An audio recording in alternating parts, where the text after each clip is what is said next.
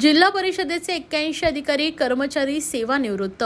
जिल्हा परिषदेतील 81 अधिकारी कर्मचारी सेवानिवृत्त झाल्यात।